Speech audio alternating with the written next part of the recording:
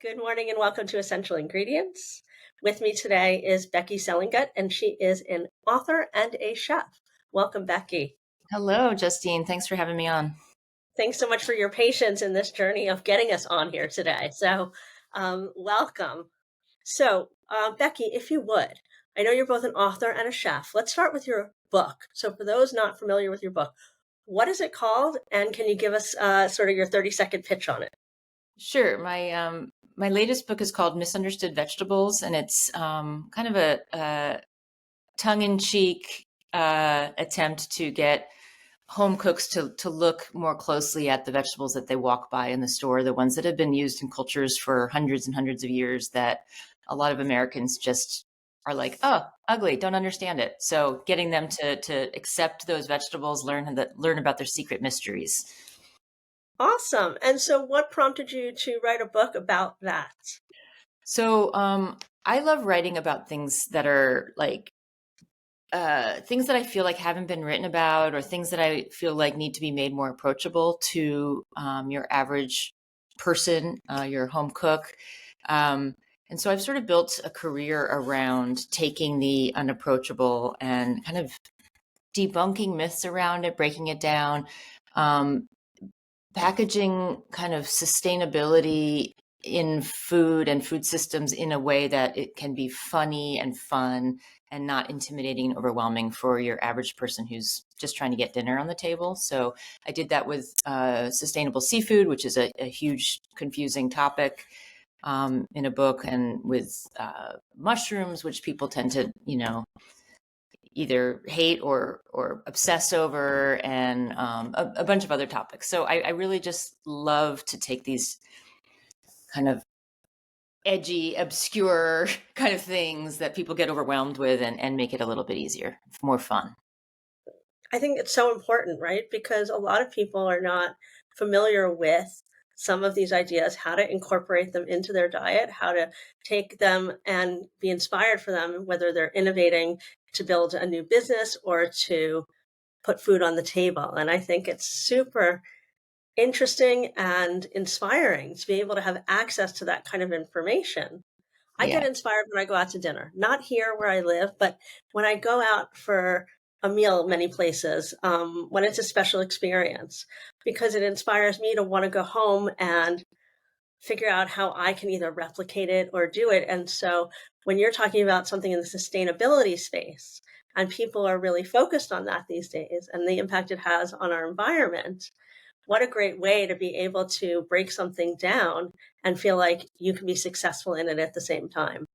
Yeah, I do feel like I also am a teacher. I do a lot of different things. And when I've been teaching for about 20 some odd years, and I find that like just the intimidation factor and the overwhelming factor is a huge barrier to a lot of people to make changes in what they're eating, and people just jump on the latest fad. I'm pretty anti-fad in my education. I guess, bring kind of some like old soul wisdom to the food systems, and growing up in my grandmother's garden and learning about food from a really young age, about just the kind of connection that we can have to food, and it doesn't have to be so overwhelming, and it shouldn't come from millions of miles away, and it shouldn't be out of season, and all those things, which, it's a privilege to be able to eat that way, but I think that we've made it a privilege in this country to eat that way, and it doesn't have to be that way.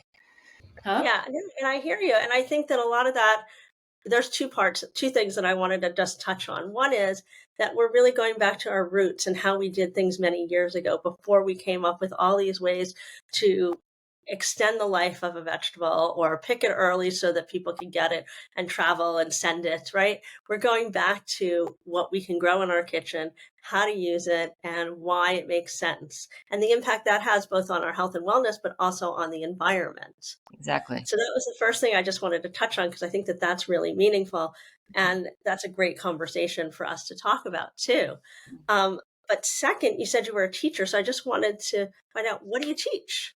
So I teach cooking, and I also speak a lot about sustainability issues or foraging or wild foods. And I wrote a book called How to Taste, teaching home cooks how to learn how to develop their palate. So I'm just a total nerd, and I just get really I get really obsessed with these topics. I always have said I'm a terrible business person, because I write books that people don't yet know they're interested in, and it's before the idea has kind of taken off. So I'm too ahead, I think, and I wish I wasn't that way. My first mushroom book went out of print because it wasn't selling well, and then 4 years later, everyone was going nuts about mushrooms, so they brought the book back, and now it's doing well. But like, it's like that Okay, so happens. you're a leader, you're not a follower, right? You're leading, and it's just about the timing and It's getting not it. there. Okay, but it But came back. You were ready for it. that's true. Yeah, I always joke with my publishers. I'm like, no one is interested in this yet. They will be. I'm going to write about. I'm obsessed with seaweed right now. Like, and I really want to put out a seaweed cookbook, but like, no, I don't think any publisher is going to take that right now. They You will know, in 4 years. In 4 years, they will. and there's people are doing things with seaweed now, right? You're familiar with Akua Burgers, Yep. um, and what she's doing there. So I think that it's you're in the right place at the right time, and you're writing it now, so that when it does come out, there's going to be a broader audience as we at Essential Ingredients start to bring people on to talk more about seaweed and more Yeah. to talk about these innovations. That's the goal, and then you provide the books for them to dig deeper into Yeah. and The how only to incorporate it into their lives. I love your enthusiasm. The only problem with cookbooks is that you need to get the advance before you can write the cookbook. It's unlike other kind of publishing models. And so you just can't like do the work until you actually can do the work with the funds that are necessary. So like it's a chicken and an egg thing. So sorry about my kitty cat. It's okay. I love animals. She's weighing in on seaweed. Anyway, so I think you asked a question about what I teach. So I definitely teach cooking. I've taught at Bastyr University for a while. I mostly have taught at the oldest co-op in the country, which is Puget Consumers Co-op, which is in the Seattle area. I taught there for 17 years, and then I taught at the Pantry Cooking School in Seattle. I taught there for 10 years, and I also teach in my private business. So I'll go into a home and do like a 6-8 course dinner and teach in between courses, have people come into the kitchen and and giving them a little bit of insight about an ingredient I foraged for or something I got from a farmer friend or whatever, and then there's a lot more meaning when they sit back down again. So I do a lot of education throughout everything. I just love learning, and I love passing it on. And I'll never be rich, but I am so rich in like information and aha moments and community. And I think that has made me feel very successful in what I've done. I hear what you're saying, but I actually think like there's a difference between feeling rich and success and being successful and being rich.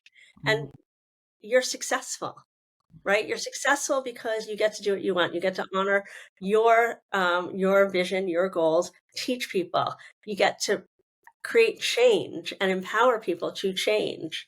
And think about all the people you've done that with, not just the people in person that you're teaching, but the people that are reading your book, the people that read your book and then talk about it. And then, as a chef, whether you're cooking in a restaurant or cooking here or there or in people's homes, you're also delivering that message. So when people bring you back, it's to me that's success, and you're also instilling on them all those values that you have around sustainability. So it's to me, I feel like that's pretty rich, right? Like the impact of that. And it's a mindset too, right? Whether you're rich and successful versus, poor or whatever, or just, middle class. Like when I was younger, my mom always said, listen, it's all about the way you think about it. You go to school every day, you do really well, you're having success. So that's the way I look at it. I didn't mean to go on. Oh, no, you're good. And I completely agree. And I actually have, like, to clarify, I've never had the aspiration to be rich, especially these days. Like, I just want to pay my bills and live, like, I guess I do live a comfortable life, but not have to be so month to month with a kind of a, you know, a gig economy, finding the next gig, Yes. but no, I feel very rich in my life. It's I feel What very, you offer, what you offer the community, what you offer your friends, what you offer your clients yeah. makes you really rich, in my opinion, right? Because you're a great resource and you're a great wealth of knowledge. And to that end, I'm really curious what drew you in particular to, let's just say, ugly food or, uh, or what are they, or sustainability? Because you seem to focus specifically on some of these things, which are really big topics now, because people are talking about the ugly fruits and upcycling and the ugly vegetables, and incorporating that with sustainability. So I'd love to hear what drew you to that and where your expertise came from. Well, with the, misfit, misunderstood, ugly vegetables, I've been trending. I'm not a vegetarian, but I've been trending more towards plant-based diet in my life and my career. I do eat meat from time to time and fish for sure. So this is my first vegetarian cookbook. So I wanted to challenge myself to write a vegetarian cookbook. That was the first inspiration. And the second one was I just kept walking through grocery stores, like regular grocery stores, like Safeways at QFCs, and wondering who is buying the rutabaga, the like waxed, sad rutabaga that is always in these US supermarkets, but you never see anyone buying it. So is it just like a stunt vegetable? Like I just didn't understand who's buying them because I've never heard anyone use it. I've never gone to anyone's house and had them serve it. It's like the joke vegetable. And then I started How many looking more, recipes have you seen with it in it? not any recently published recipes in the last like century, I'd say. Maybe joy of cooking. So then I started with that. I started with vegetarian and started with the sad rutabaga. And then I started looking at a lot of the vegetables in the produce sections and celery root and radicchio and all these different vegetables. And I'm like, no one I know who's a home cook is bringing these into their homes on a regular basis. And why not? And I looked at a celery root and I literally looked at it and it has these twisted, gnarled kind of rootlets coming out the bottom that are often packed with dirt. It looks like 19 ballerina legs all just swimming in the soil. And it's got like a beige, sort of dirty, dusty orb. The whole thing is not the sexiest vegetable on your produce stand by a mile, right? And I thought, well, we treat some of these vegetables the way we treat, and just forgive me for being so like, I don't know, cliche or Pollyanna, but I feel like we really, these days, we're having so many problems in our world and we really treat other people like we treat some of these vegetables. We don't understand them. We don't relate to it. We've never met them before. We think that they're ugly. We think that we've had it before and they tasted bad. We had one bad experience with it. And I started to think like, why do we so easily other the things we're not sure about? And it comes down to, I think, just hardwired evolution about, flight, fright, freeze, and the unknown, and how I think that we really need to push ourselves to get past these kinds of things if we're going to solve some of the problems that we need to solve. So clearly, writing a cookbook about misunderstood vegetables is not going to solve life's and world's problems, but it's my little way in my corner of the world that I like to live in, where I can get people to challenge their assumptions a little bit, break out of their molds, and try something new and pass that on and not be scared of something. And so that's kind of where it came from. I think that's amazing because that story can be told by so many people, right? When they go to the grocery store. And so it's very accessible and approachable and relatable. Like relatable was really the word I was going for. Because when Mhm. we go to these stores and we see them, we're like, that's not in any recipe I have. I don't know what to do with it. I don't know how to use it.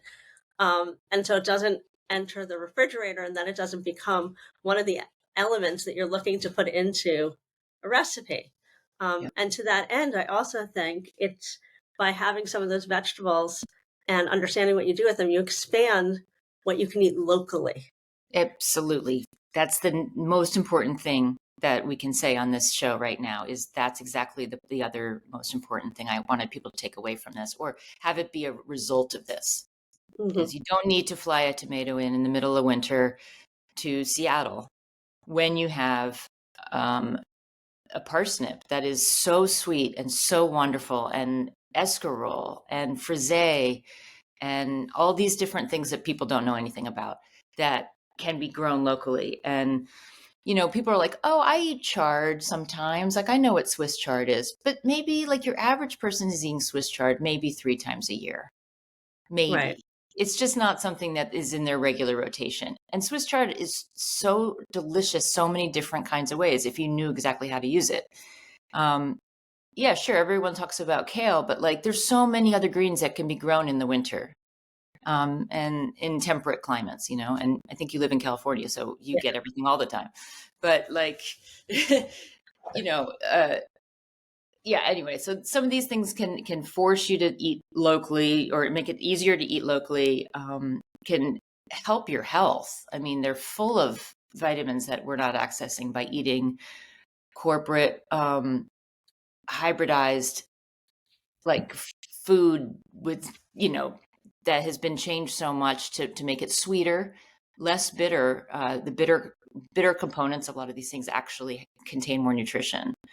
Um, and so when you're getting like the sweetest corn you can possibly eat or whatever, it's not necessarily the most healthy thing that you can have. And when you learn how to deal with bitter vegetables like radicchio and some of the other things I'm talking about in your cooking and how you're pairing with other ingredients, you're then going to get a huge boost of nutrition that you didn't otherwise get. So there's many benefits from money too. A lot of these ingredients are cheaper, because they have to like Hmm. drop the price to get people to buy them, right? So a lot of these ingredients are less expensive. So there's like so many wins in learning about a diversity of vegetables that we ignore in America. Rest of the country and rest of the world, you look at them, they're like, what is wrong with you? We've been eating this vegetable for 100 hundreds years. of years. Yeah. Italy has radicchio festivals. And everyone in my classes, when I taught misunderstood vegetable classes, I would hold up a radicchio and at least half the class would say cabbage. Really? Really, Okay. really. That's interesting. I mean, I love radicchio. I Well, but like, you're a food person. yeah, But that's you're true. a food person, and I think when you're, people who are really into food would know it's not a cabbage. But when someone sees a purple orb from a distance, they're like, Right. "That's cabbage," and you're like, "Nope." And then they're like, "Oh, radicchio. That sounds like a Harry Potter spell," you know. So I think that, what you're doing is really important, in the sense that you're encouraging people to eat locally. And I just wanted to figure out or better understand the sustainability role within this conversation for you and for what you're trying to communicate and how you integrate that. um, Basically, like I started with fish, with seafood, because I live in the Pacific Northwest. Seafood is a big deal out here. And I worked in restaurants for many years, and I worked at a restaurant where we were hyper local. We Mhm. tended to serve food that was either we grew or we knew the person who caught it, or it was a fine dining destination restaurant in Seattle, and I worked there for many years, and I learned more and more about how unsustainable most seafood is that's sold in the United States. And when I did a deep dive into it, I wanted to write a book about it. So that kind of got me interested in the sustainability side. And I also knew that it was the lack of education was a big part of why most Americans were not eating more sustainably, is that they were overwhelmed and they just didn't have access to the right information. So around that time, this is in the early 2000s, I produced a free online website that would give people the exact seasons for all of these sustainable ingredients. Like, what are the seasons? So you knew when to buy what, when. And it was used by chefs too, because a lot of chefs needed to be educated, including myself, on the micro seasons for some of these vegetables. Now, the this has all changed due to climate change when these Mhm. seasons are. Um, and that's rough. But that was kind of the beginning of at least my interest in connecting my role as a chef to my responsibilities as a steward. But what are like the top three things within that context that when you're teaching, you hope create or inspire change for your students? I think that the easiest thing, especially for people who are like, I'm so overwhelmed by everything, is just to say, if nothing else, eat domestic. Like, if Okay. not, you make no other changes in your life, and you go into Costco and you're looking at something and it says it flew from China to get to your plate, don't get that. Just get something that's from the United States. That will cut out so much damage to our earth, of all the flying and shipping of products that doesn't need to happen, right? So get shrimp that came from the United States. Like, just start there and make that simple choice. If everyone did that, it would be a huge shift. A Well, huge. with regards to that, there's a big conversation that we've had often many times. Do you choose local or organic? I am a firm believer that organic is really for people who have lots of money at this point in I mean, I personally, I use my food budget for organic because I have the privilege to be able to do that with my money, right? But for Right, your average person, local, local. And lo- what domestic, domestic. Okay, domestic, and not local. necessarily local, domestic. Okay, Yes. so if we're talking about domestic and we're talking about agriculture, and we talk about, when I said to you, domestic versus organic, what are Mhm. your thoughts as it relates to the kind of agriculture that we're growing here versus elsewhere? So not all, we have regenerative agriculture, then we have people that do lots of different things. How do you decipher to make the right choice along that line? So that because regenerative agriculture um, is meant to improve the well-being of the climate, right? Absolutely. Uh, absolutely. So how do we inspire people to bring that into the equation when they're making that choice? So I feel like with this conversation, I just want to be really careful because I Yes. think so much of this is based on privilege. And Right. what I'd Yes. like to say is, for those who have the privilege, use that privilege for good. If you have that privilege, if you have that means, 100% and you care about these issues, pour your money into regenerative organic agriculture. 100%. And it doesn't have to be certified organic. There are many, many great farms growing organically that are not certified organic because it's expensive. So So, expensive for the so whole expensive. process. So, growing organically is more important to me than certified organic. Okay. So, regenerative agriculture is hugely important. If you have the privilege, pour your money into it.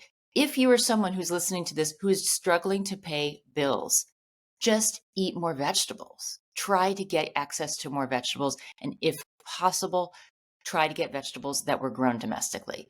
And do at what you can do. And when you have more privilege, part of that privilege, I think, is to use that for greater good for greater amount of people.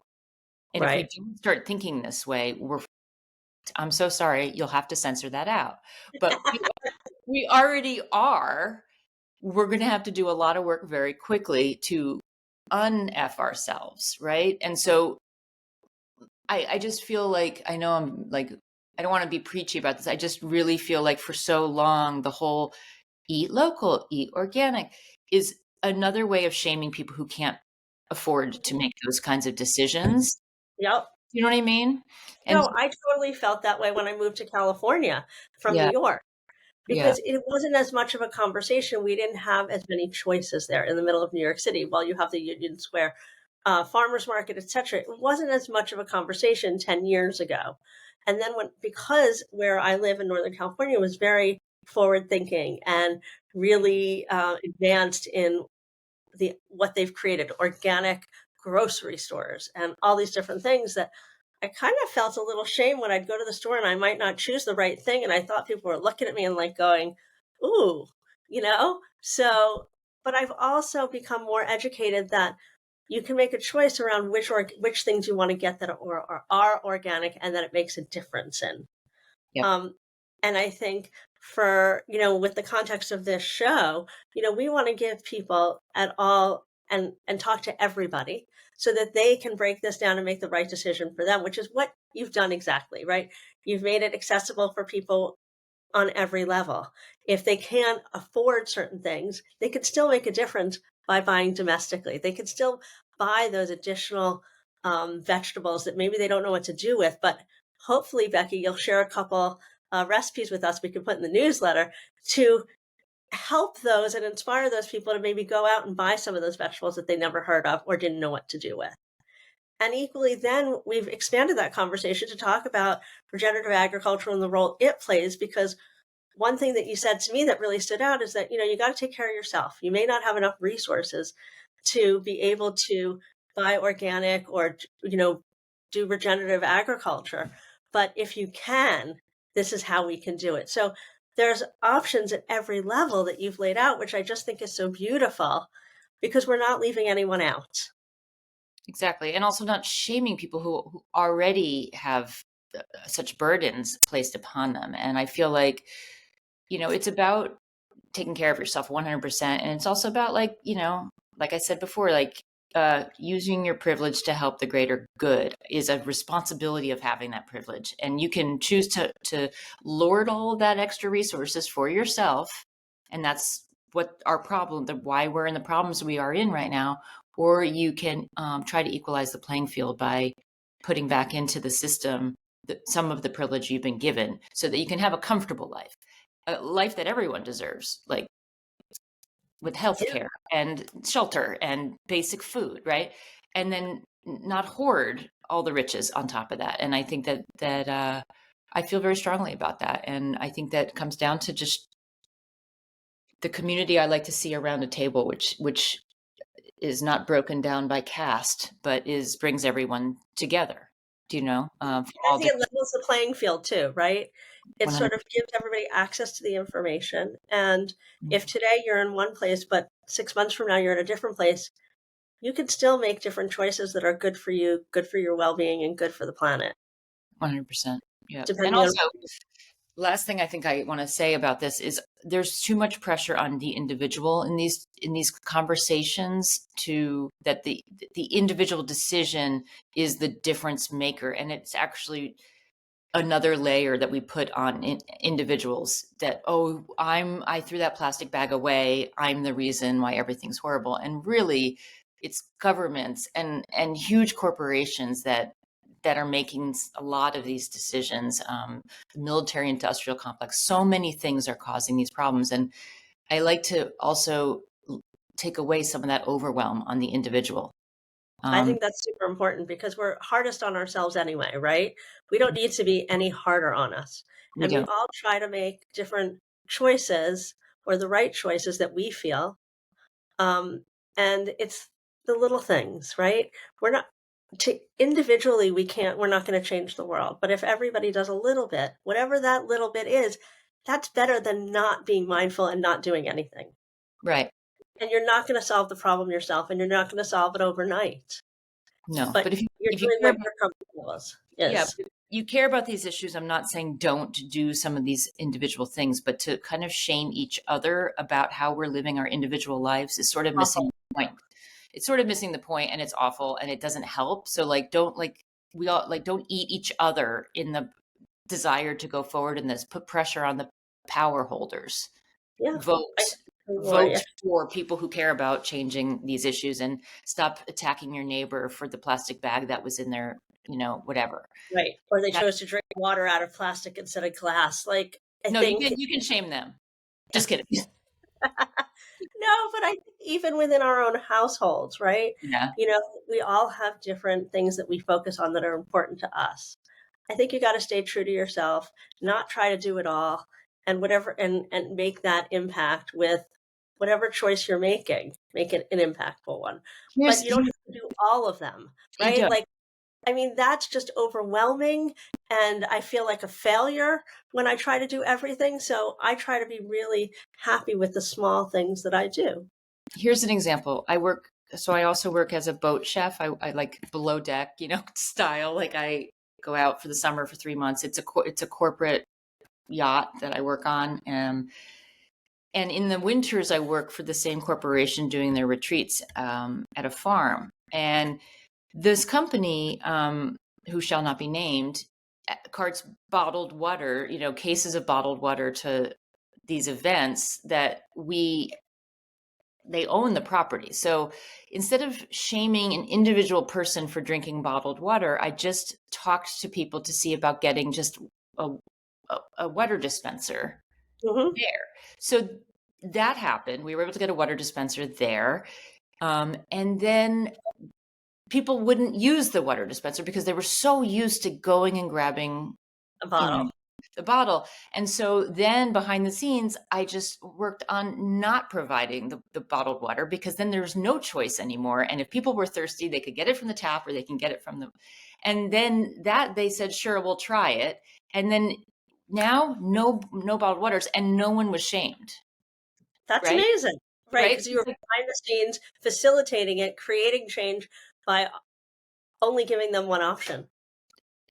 I just took away the choice. Like if you go into a bathroom and you have paper towels and you have the air dryer, Justine, what do you use? I use my pants. But I don't. ask me why. Do you want to know why? I can't stand the noise. Okay. Those air dryers. It drives me bonkers. So Okay. I like go like this, and then I go like You this don't if use I'm paper wearing jeans. towels? Okay. No, generally I don't, because it's warm here. But I'll tell you, if I was in New York, I'd probably have a different choice because I'd be Right. too cold. Yeah. Right. So weather also dictates my choice. You are not the person I should have asked this question to. Okay.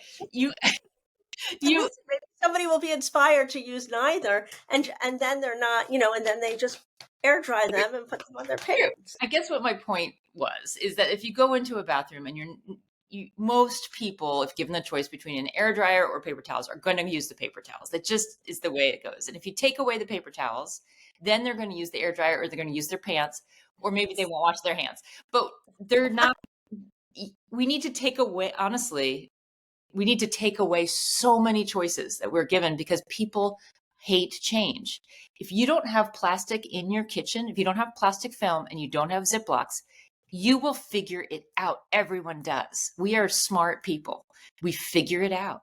Yeah, And it's like, take away your choices and see what happens. My really good friend said, she didn't shame me. I just went to her house and there were no paper towels. And I said, where are your paper towels? She goes, oh, we have these, thin cloths that are pretty, and they right. hang over the paper towel dispenser. And I was like, oh gosh, that would never work for me as a chef. I need paper towels. And I used it. And then I was like, I'm going to try it. I'm going to take away paper towels. And I completely, without the choice, you don't have a choice anymore. And it worked for us. I still have paper towels in the closet for like gross, oily things that need a paper towel. But I That's don't what even, I have, I go through now one thing of paper towels every couple months. But they do have the reusable paper towels now. Have you seen those? I have. But these cloth ones, they're so great. Yeah. I can't believe we're getting so micro in this. It's hilarious. I have those little I have the little square ones, the little Yes. cloths that you can Yes. use. I have those too, and I like those. I like Yeah. those. I think they're great. But there are times when you need a paper towel, Yep. when, and then you have the whole, what comes to my mind, which is totally off topic, is when my dog poops and I want to pick it up, right? So is plastic better or paper better? Oh God, I'm on team plastic bag just because I don't want it going through the paper, right? Okay. I Yeah, mean, no, I like that if you're seems like just disease vector, yeah, you I know. know that could be, but that's a question, right? People don't know Okay. what's worse, what's better. Here's what I would say. If you took away all plastic bags and I had to deal with this issue, I would Okay. I would use a can and a little scooper, and I Oh, would put it in the can, and then what would I do? Okay, I have can't no, recycle the can now. no, but the can is going to be used for this purpose. I would dig a hole in my yard. Oh, and then it's just fertilizer. Well, it's not supposed to be used as fertilizer. I'm just saying, like, once you take away the choice, like, and you get a group of people sitting together and thinking about it, that's when these inventions come up. But Right. as long as you give people these choices of, yeah, you can get really cheap shrimp from Indonesia, where people are being, not treated well, not paid well for their labor, and you pay nothing for this frozen shrimp.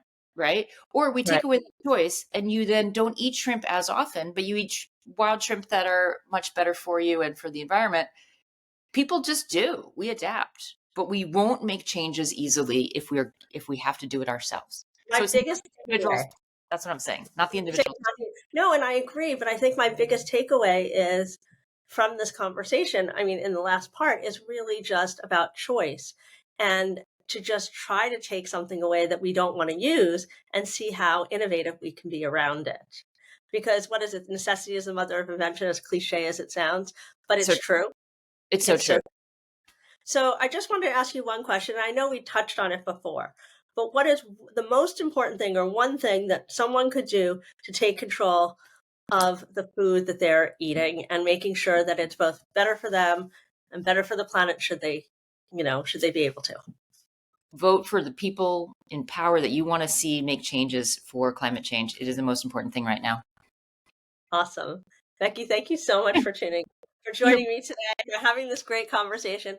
I hope that it inspires those that are building businesses, cooking food like chefs, as well as end consumers that are going to the store to purchase their products.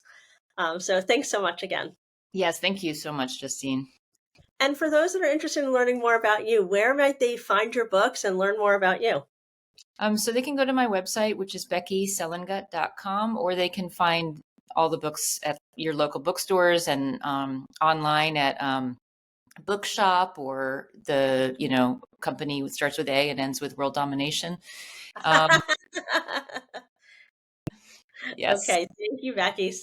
So great. I can't wait I want to tuck into your book soon, so I'm going to have to do that. Oh, I would love that. Thank you so much. It was really fun. I'm glad we made it work. Me too. Thanks so Yeah. much. Okay, take care.